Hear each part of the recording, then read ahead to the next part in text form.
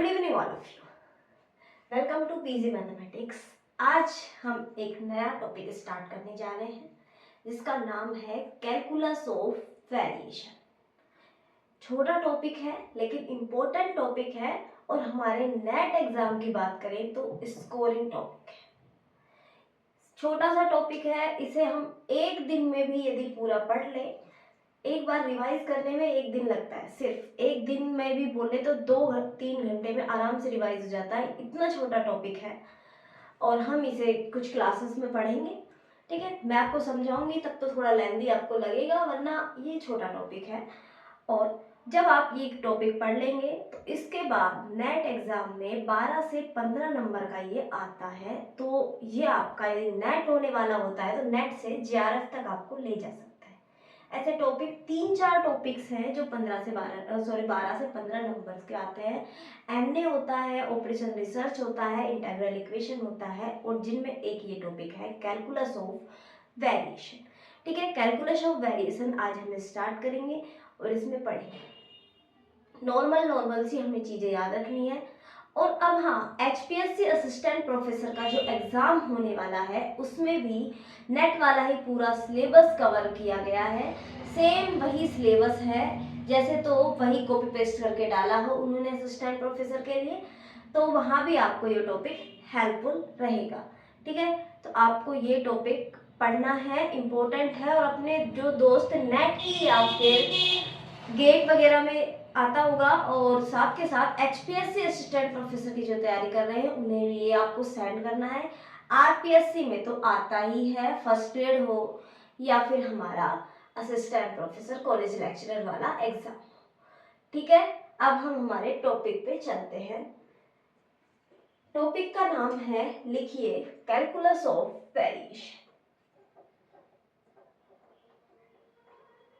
Calculus of variation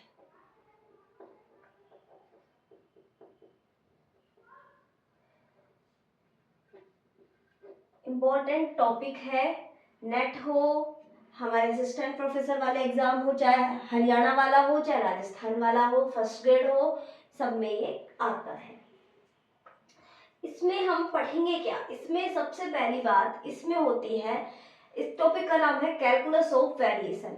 तो इसमें variational problems होती हैं। क्या होती है? वेरिएशनल प्रॉब्लम्स होती है।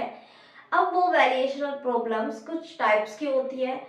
फिक्स बाउंड्री होती है, ठीक है, variational problem with fix boundaries. ठीक है, हमें पता होगा फिक्स पॉइंट होंगी किसी, जैसे कोई अपन बोलते हैं कर्व है, कर्व का फर्स्ट एंड लास्ट पॉइंट यदि फिक्स है तो ये क्या हो गया? फिक्स बाउंड्री है। यदि मुझे इसी कर्व को, इसमें एक पॉइंट को इस दूसरे कर्व के साथ पे, इस ये बाउंड्री, ये वाला पॉइंट इस पूरे कर्व पे कहीं भी हो सकता है, तो ये कैसा हो जाता है? मूविंग बाउंड्री हो जाता है।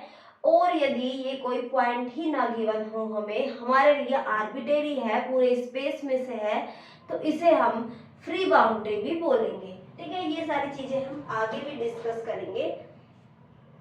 तो वेरिएशनल प्रॉब्लम हमारी फिक्स बाउंड्री होगी, मूविंग बाउंड्री होगी, फ्री बाउंड्री होगी। ठीक है, इसके साथ साथ हम कुछ सफिशिएंट कंडीशंस पढ़ेंगे और एक्सट्रीमल कर्व के लिए यहाँ पे भी हमें एक्सट्रीमल फंक्शन निकालना होगा, वो सारी प्रॉब्लम्स होगी। इसके साथ ओडी और पीडी को सोल्व करने में ये प्रॉब्लम्स किस तरह हेल्प करती है।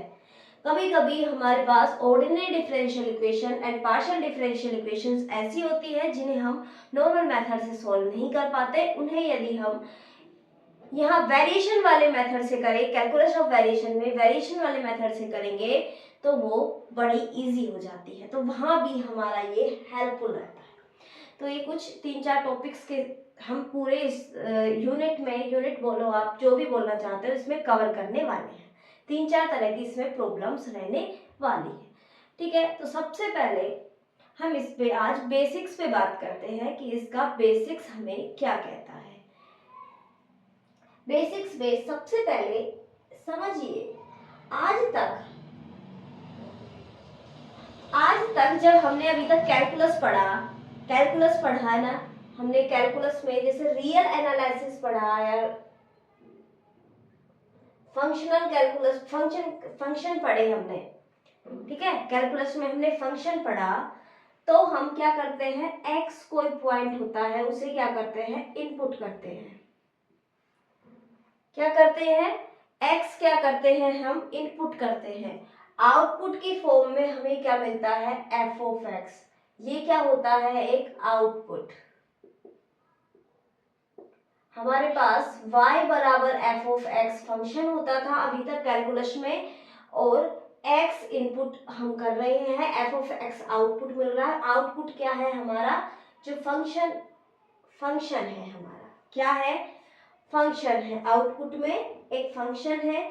और या फिर हमें एक्सट्रीमम की बात करनी होती थी, यहाँ भी हम एक्सट्रीमम की बात करेंगे, एक्सट्रीमल की बात करेंगे। तो एक्सट्रीमल क्या होता था, एक पॉइंट मिलता था हमें, ए पॉइंट मिलेगा, a point at which function f x maximize और मिनिमाइज। यानी हमें निकालना क्या होता था, एक्सट्रीमल पॉइंट निकालना होता था, जिस पॉइंट पे हमारा फंक्शन क्या करता था, मैक्सिमाइज या फिर मिनिमाइज कर रहा होता था, वो एक्सट्रीमल पॉइंट होता था। ये बात थी हमारी कैलकुलस की। x इनपुट कर रहे थे, एफ एक्स आउटपुट मिल रहा था, और यदि हमें एक्सट्रीमल पॉइंट निकालना था तो हम क्या करते थे, एफ डैश निकालते थे, एफ डैश एक्स 0 रखते थे, और इसके लिए जो हमें x की वैल्यूज मिलती थी उन वैल्यूज को क्या बोलते थे, एक्सट्रीमल वैल्यूज बोलते थे। और उन x की वैल्यूज पे हमें एफ एक्स का मान एक्सट्रीमाइज होके मिलता था, मिनिमम मिलता था या फिर मैक्सिमम मिलता था। ये हमारी आज तक की थ्योरी रही थी। अब यहाँ पे जब हम इसे शॉर्ट में लिखेंगे COV, calculus of values, COV, ठीक है। यहाँ पे क्या होगा, यहाँ पे हमारे पास इनपुट में ही फंक्शन होगा। ये क्या होगा, फंक्शन हमारा इनपुट होगा, फंक्शन हमारा इनपुट होगा। साथ ही यानी कि जो डोमेन है, डोमेन में हम फंक्शंस को कोई भी आर्बिट्रेरी, जैसे यहाँ पे x पुट कर रहे हैं, ये क्या है, इनपुट है, या हमारे डोमेन में क्या आ रहे थे, x की कुछ वैल्यूज आ रही थी, यहाँ पे हमारे डोमेन क्या हो जाएगा, set of functions. Set of functions हमारा क्या है, डोमेन होने वाला है, डोमेन होने वाला है। और हमारे पास जैसे y बराबर एफ एक्स फंक्शन था, यहाँ पे होता है I होता है I, f function x y dash, इस तरह से हमारे पास फंक्शनल होता है। इसे बोलते हैं फंक्शनल। इसे क्या बोलेंगे हम, फंक्शनल बोल रहे हैं। हमारे पास एक फंक्शनल होगा, इसे आप चाहे तो कैपिटल F डालें, फंक्शनल होगा, या स्मॉल f डालें, जो भी, d ऑफ x, और इसकी कुछ लिमिट्स होगी, मान लिया a1 से a2 है, या फिर इन्फिनिटी, जो भी हो, कुछ भी हो सकती है हमारी ये वैल्यूज। इस पे हम बाद में चर्चा करेंगे कि ये किस तरह से होती है। यहाँ पे क्या हो रहा है, हम फंक्शंस को इनपुट कर रहे हैं, और ये क्या मिल रहा है हमें, फंक्शनल। इसे क्या बोलेंगे, फंक्शनल बोलेंगे। फंक्शनल किस फॉर्म में मिल रहा है, आउटपुट की फॉर्म में हमें फंक्शनल मिल रहा है। यहाँ इनपुट x किया, आउटपुट हमारा क्या था, फंक्शन था एफ एक्स, तो हमें एक पॉइंट मिल रहा था जहाँ पे एक्सट्रीमल हो रहा था। यहाँ पे क्या हो रहा है, इनपुट हमारा फंक्शन है, आउटपुट फंक्शनल है, तो हमें एक ऐसा फंक्शन मिलेगा, एक ऐसा फंक्शन मिलेगा जो हमारे फंक्शनल को एक्सट्रीमाइज करे। यहाँ पे क्या होगा, हमारे पास एक्सट्रीमम क्या मिलेगा, एक फंक्शन हमारे पास मिलेगा जो हमारे फंक्शनल को एक्सट्रीमाइज करने वाला होगा, जहां पे हमारा जो फंक्शनल है, फंक्शनल की वैल्यू क्या होने वाली है, फंक्शनल की वैल्यू या तो मैक्सिमम होगी या मिनिमम होगी। एक्सट्रीमम के लिए यहाँ पे हमें एक फंक्शन मिलेगा, जहां पे हमें कैलकुलेशन में एक पॉइंट मिलता था, ठीक है। हम आगे धीरे धीरे प्रोसेस पे आगे चलेंगे, तब आपको सारी चीजें समझ आएगी। तो ये आपको समझ आया होगा कैलकुलस ऑफ वेरिएशन में हमें करना क्या है। जहाँ कैलकुलस में हमें एक फंक्शन मिलता था, यहाँ पे क्या मिल रहा है, फंक्शनल मिल रहा है। ठीक है, यहाँ हमें क्या मिल रहा है, एक फंक्शनल मिलता है, और उस फंक्शनल का हमें उस फंक्शनल को एक्सट्रीमाइज करना होगा। फंक्शन को नहीं, फंक्शनल को एक्सट्रीमाइज करना होगा। और फंक्शनल का डोमेन क्या होता है, सेट ऑफ फंक्शंस होता है। फंक्शनल का डोमेन होता है सेट ऑफ फंक्शंस। एंड जो ये फंक्शन, हमारे पास एक फंक्शन ऐसा मिलेगा जो हमारे फंक्शनल को एक्सट्रीमाइज करने वाला होगा। यहां तक आप मुझे बताएं, आपको क्लियर हुआ या नहीं हुआ? ठीक है, तो आप फंक्शनल की डेफिनेशन लिखें। फंक्शनल को आप क्या लिखेंगे, इतना तो आपको समझ आया कि ये एक फंक्शन ही है, लेकिन फंक्शन के अंदर डोमेन में भी क्या है, फंक्शन है। तो इसे क्या बोल रहे हैं हम, फंक्शनल बोल रहे हैं। क्या बोल रहे हैं हम इसे, फंक्शनल बोल रहे हैं। तो डेफिनेशन लिखे फंक्शनल की। सबसे पहली डेफिनेशन है हमारी कैलकुलस ऑफ वेरिएशन की, फर्स्ट डेफिनेशन है फंक्शनल। फंक्शनल किसे कहते हैं, a function of functions, a function,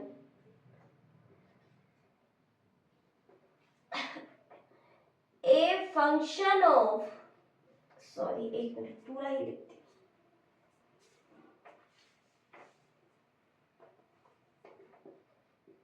A functional is function of function,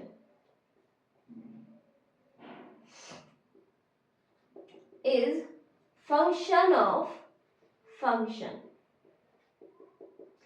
whose domain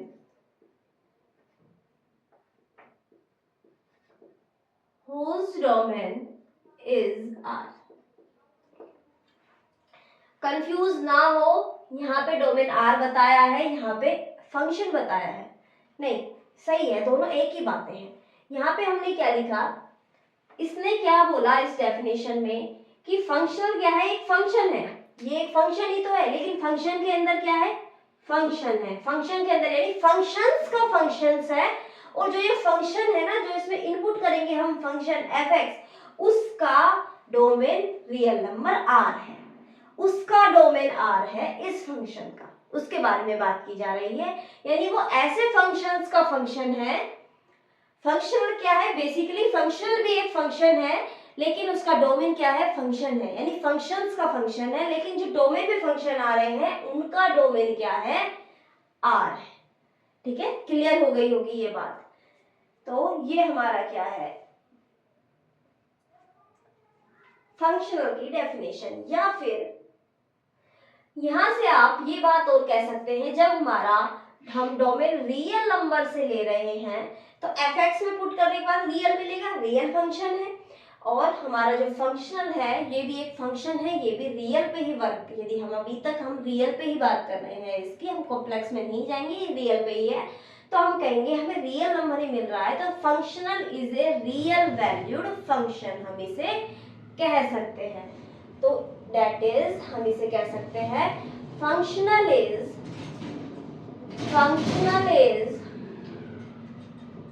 a real valued function। Functional क्या होता है, एक real valued function of functions होता है, real valued function of functions होता है। ये बात हो गई हमारी फंक्शनल की। देखिए एग्जाम्पल आपको दिखेगा कैसे, एग्जाम्पल फॉर्म में आप लिखिए, आई के अंदर हमें फंक्शंस पुट कर रहे हैं। यदि y of x, y of x क्या है, फंक्शन है, y बराबर f ऑफ x या y ऑफ x कोई हमारा एक फंक्शन है।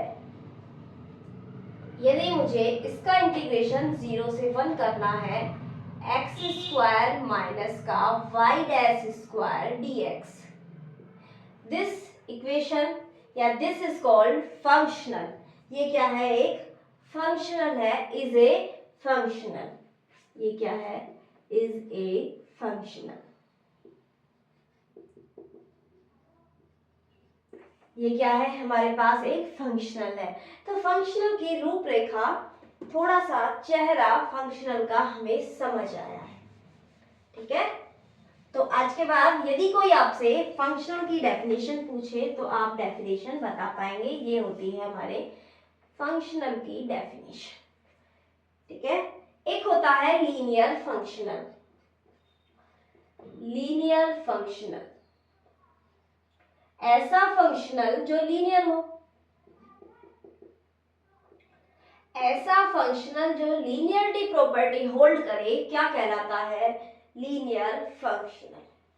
क्या कहलाता है, लीनियर फंक्शनल, वो हमारा कहला रहा होता है, ठीक है। आज बेसिक बेसिक डेफिनेशन से हम चलेंगे, फिर हम आगे नेक्स्ट क्लास में करेंगे। ए फंक्शनल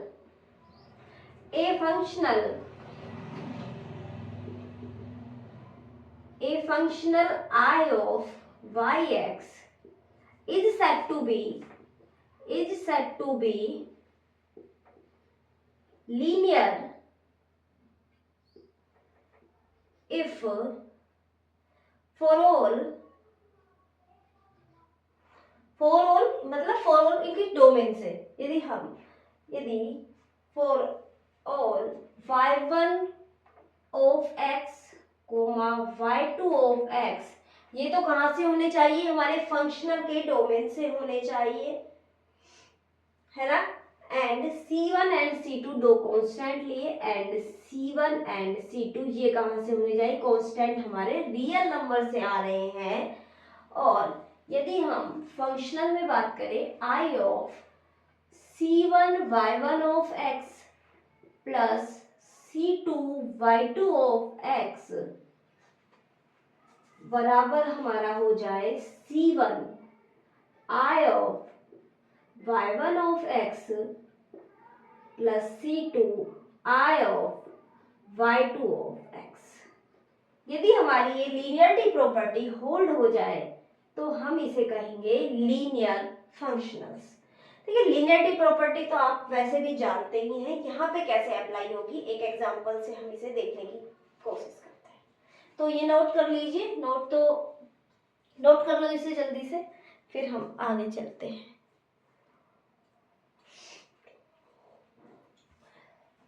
एग्जाम्पल पे हम आगे बात करते हैं। एग्जाम्पल,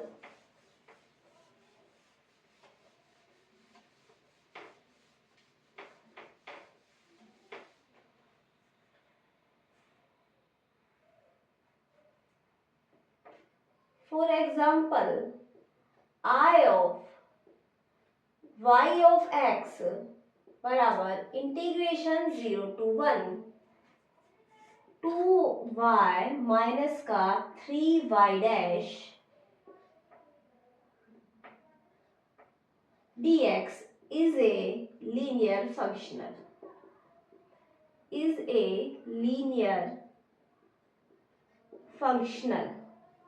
कैसे होगा ये लीनियर फंक्शनल, चलो हम ऐसे पुट करके देख लेते हैं।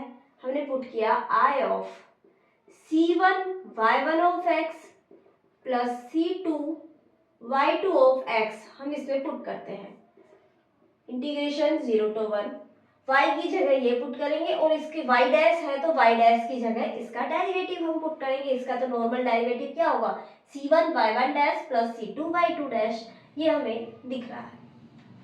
करते हैं, क्या हो गया, 2 into c1 y1 of x plus c2 y2 of x minus का 3 of c1 y1 dash x plus c2 y2 dash x, क्योंकि ये डेरिवेटिव का मतलब है dy बाई dx, x के रेस्पेक्ट में डेरिवेटिव, और ये हो गया dx। इसे हम अलग अलग कर सकते हैं, ये वाली टर्म और ये वाली टर्म एक साथ, तो दोनों में से c1 कॉमन आया, c1 common, integration 0 to 1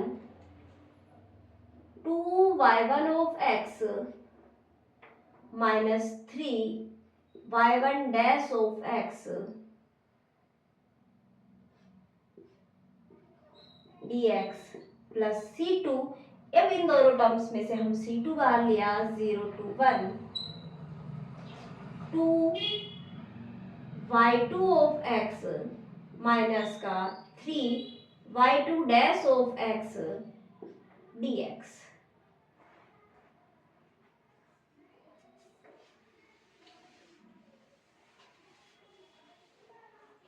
and इसे हम क्या लिख सकते हैं, देखो डेफिनेशन से मैच करो। C1 I of y1 of x plus C2 I of y2 of x।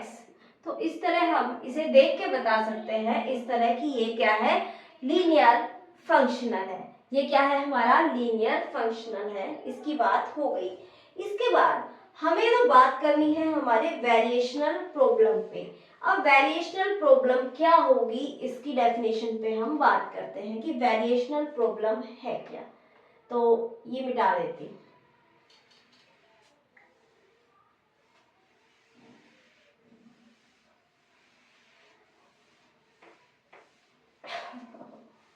Variational problem, next definition, variational problem.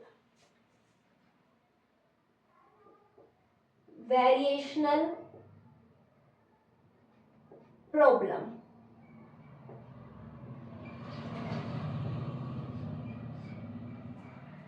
क्या है वेरिएशनल प्रॉब्लम? हमारे पास एक फंक्शनल है,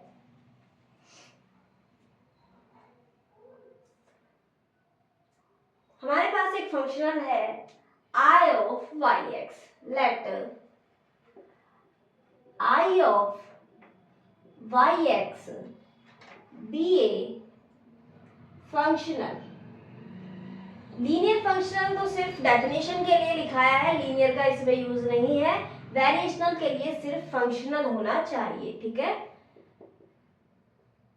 be a functional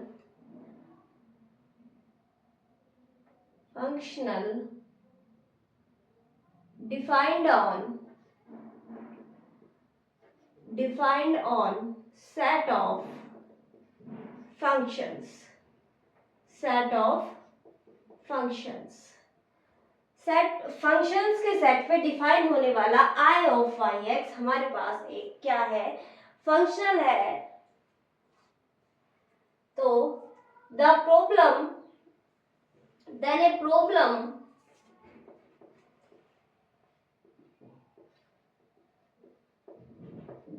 a problem to find the function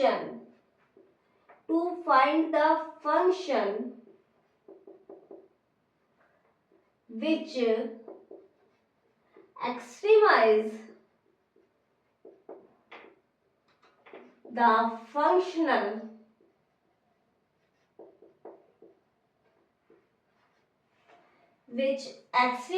the functional I of y is called variational problem.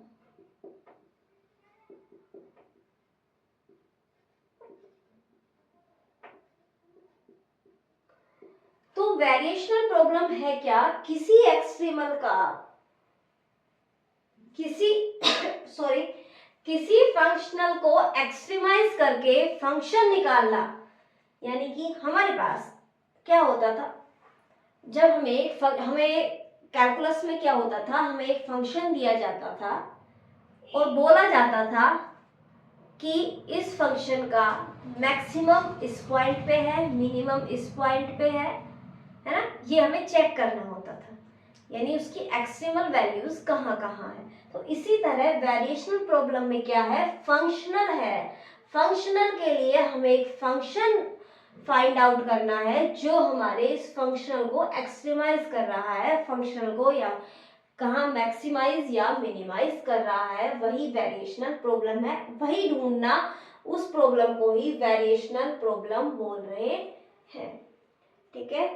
एक होता है, अब देखो वेरिएशनल प्रॉब्लम होगी तो इसे हम सोल्व भी करेंगे, और जब हम इसे सोल्व भी करेंगे तो हमारे पास कभी मैक्सिमाइज फंक्शन भी मिलेगा, कभी मिनिमाइज फंक्शन भी मिलेगा, और उन फंक्शंस को कंबाइंड फॉर्म में हम बोलेंगे extremal function.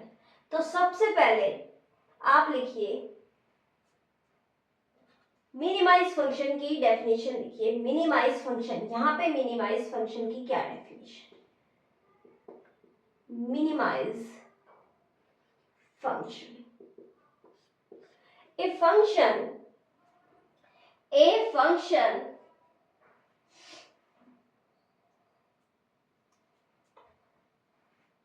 a function y1 of x, function क्या लिया है? y1 of x is said to be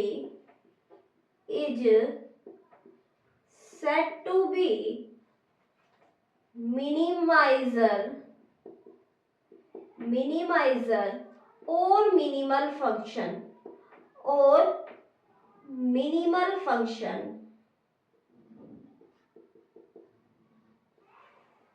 एक फंक्शन है y1 ऑफ x, वो हमें या तो मिनिमाइजर कहलाएगा या मिनिमल फंक्शन कहलाएगा यदि वो फंक्शन हमारे जो हमारा एक्सिमल है उसकी वैल्यूज, सभी वैल्यूज उसकी इससे बड़ी हो जाए।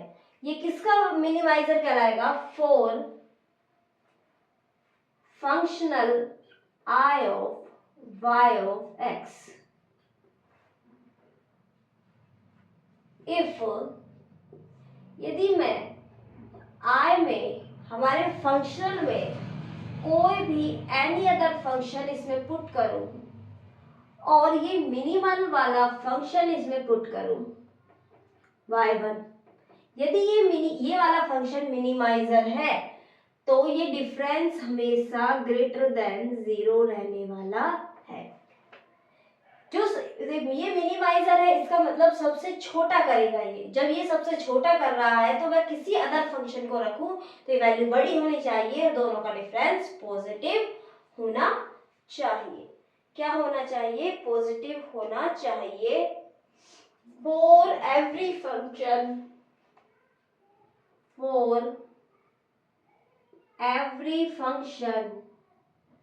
y of x in neighborhood of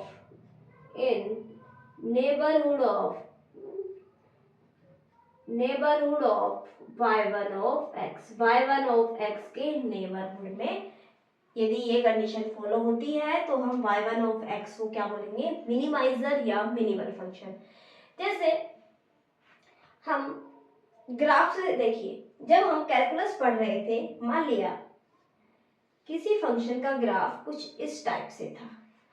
minimum हमें यहां दिख रहा है, सबसे छोटा है। मिनिमम हमें यहां दिख रहा है, सबसे छोटा है। इसके नेबरहुड में, इस पॉइंट के नेबरहुड में इसकी वैल्यू सब में छोटी है तो ये मिनिमम हो गया। इसी तरह ये वाला पॉइंट भी क्या हो रहा है? इसके नेबरहुड में ये जो पॉइंट है इस पे मिनिमम वैल्यू है, बाकी सब जगह अप है वैल्यूज, तो क्या है? हमारा ये मिनिमम है। तो नेबरहुड में ये मिनिमम है जिसे हम बोलते थे लोकल मिनिमा, और मैक्सिमम के लिए लोकल मैक्सिमा, और यदि ओवरऑल सब में होता है तो उसे हम ग्लोबल मिनिमा या ग्लोबल मैक्सिमा बोलते हैं। तो इसी तरह यहाँ पे जो हम मिनिमाइजर फंक्शन की बात करें, ये लोकल मिनिमा जैसा है, ठीक है, लोकल मिनिमा जैसा है, नेबरहुड पे बात कर रहा है। हम आगे भी इस पे और चर्चा करते रहेंगे। यहाँ पे हमें सिर्फ किसी पॉइंट के लिए ही देखना होगा, मतलब किसी फंक्शन के इर्द गिर्द ही देखना होगा, नेबरहुड में ही।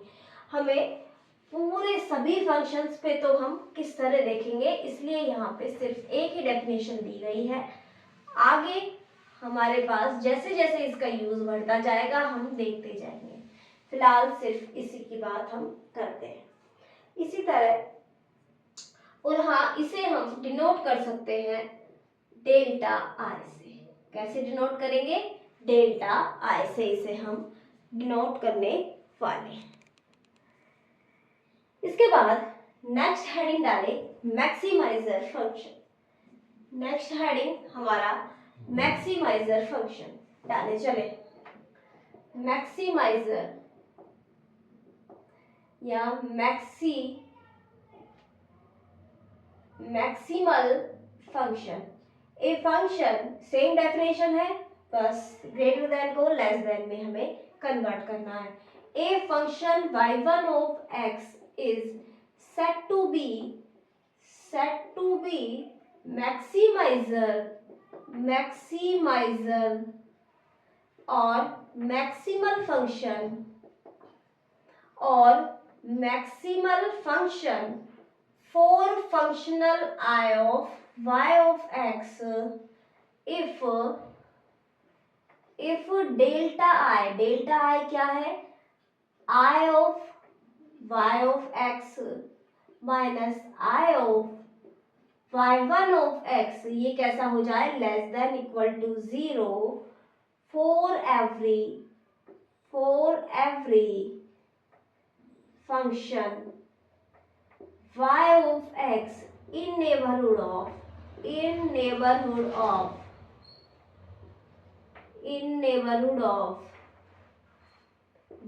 of x के नेबरहुड में यदि ये कंडीशन उल्टी हो जाती है, यानी ये बड़ा होने लगता है, तो हम इसे कहेंगे मैक्सिमाइजर। ठीक है, एक होता है एक्सट्रीमल फंक्शन, हमारा y1 ऑफ x एक्सट्रीमल कब कहलाएगा, या तो वो मिनिमाइजर हो या फिर वो मैक्सिमाइजर हो, तो वो कैसा कहलाएगा, हमारा एक्सट्रीमाइजर फंक्शन। तो उसकी आप डेफिनेशन लिख लें।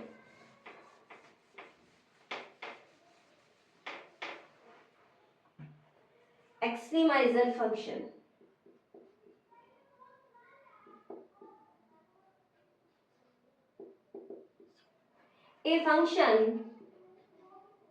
a function y1 of x is said to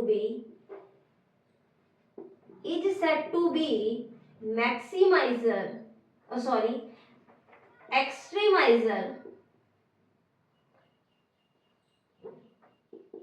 extremizer if for functional I of y of x if delta I greater than equal to 0, और या तो ग्रेटर देन हो या फिर दोनों नहीं, या फिर जो हमारा डेल्टा आई है वो लेस देन इक्वल टू 0 हो for all y of x in neighborhood of y1 of x, तो हमारा y1 क्या कैसा कहलाएगा, एक्सट्रीमाइजर फंक्शन कहलाने वाला है। ठीक है, तो ये बात हमारी कुछ सिंपल सी डेफिनेशंस की हो गई है। अब नेक्स्ट क्लास में हम लोग बढ़ेंगे सीधा variational problem with fix boundary पे। ठीक है, फिक्स बाउंड्री वाली वेरिएशन प्रॉब्लम को हम कल करेंगे, जिसमें हम आयलर लैग्रांज इक्वेशन होती है उसके लिए जो कंडीशंस होती हैं, कुछ इक्वेशंस हैं, आयलर वाली आएगी, आयलर पोर्शन आएगी, आयलर लैग्रांज 3-4 तरह की तो उसमें आएंगी, तो वो सारी चीजें भी हम बैक टू बैक क्लासेस में पढ़ते हुए जाएंगे। तो आज की क्लास में ऐसा कुछ नहीं था जिसे आपको अलग से याद करने की जरूरत पड़े, सिर्फ इतना आपको ध्यान रखना है समझने के लिए कि फंक्शनल क्या है। फंक्शनल एक फंक्शन ऑफ फंक्शंस है जिसके इनपुट क्या है, खुद तो फंक्शन है लेकिन उसमें जो इनपुट है या उसका जो डोमेन है वो भी एक क्या है, फंक्शन है, फंक्शन ऑफ रियल नंबर्स है। ठीक है, तो ये आपको समझना होगा कि है क्या फंक्शनल। बाकी सारी डेफिनेशन सेम हमारे कैलकुलस वाले पार्ट की तरह है जो हमने आज तक, फंक्शन तो हम 11th क्लास से पढ़ते आए हैं। 11th ही क्यों, फंक्शन तो हम 9th 10th में भी पढ़ते हैं, पॉलिनोमियल तो हम वहां से भी स्टार्ट कर देते हैं, पॉलिनोमियल भी तो एक फंक्शन ही है। ठीक है ना, तो फंक्शंस को थोड़ा मॉडिफाई किया है और फंक्शनल हमने बनाया है। ठीक है, हमने नहीं, मैथमेटिशियन ने। तो यहाँ पे हमें हमारी इस बुक में हमें पढ़ना होगा फंक्शनल को। तो आज की हमने कुछ बेसिक बातें की हैं और इसके बाद हम आगे चलेंगे हमारे फिक्स बाउंड्री वाली वेरिएशनल प्रॉब्लम पे। तो वेरिएशनल प्रॉब्लम क्या है, फंक्शनल के एक्सट्रीमल को निकालना, एक फंक्शन निकालना जो हमारे फंक्शनल को एक्सट्रीमाइज कर रहा है, वही क्या है, वेरिएशनल प्रॉब्लम। अब उसे हम नेक्स्ट क्लास में फिक्स बाउंड्रीज के साथ अप्लाई करने की कोशिश करेंगे कि फिक्स बाउंड्री के साथ क्या हो रहा है। ठीक है, कुछ इक्वेशंस होगी, कुछ एग्जाम्पल्स होंगे, कुछ थ्योरी होगी और मिलजुल कर हम सारी चीज़ों को पढ़ेंगे जिससे हमें इजी वे में समझ आ जाए। ठीक है, इसमें थोड़ा लिखने का थोड़ा सा ये है, बाकी इसमें याद करने जैसा कुछ नहीं है, नॉर्मल डेफिनेशंस ही है। तो आगे हम डायरेक्ट एग्जाम्पल के थ्रू ही पढ़ने की ज़्यादा कोशिश करेंगे। ठीक है, तो आज के लिए इतना ही। Okay, bye bye, thank you. Share कर दो दोस्तों के साथ और टेलीग्राम चैनल तो आप ज्वाइन कर ही लेना, जहाँ पे हम क्लासेस के नोटिफिकेशन डालते हैं और आपको कोई क्वेरी हो तो आप वहाँ पे पूछ सकते हैं। Okay, bye bye, thank you.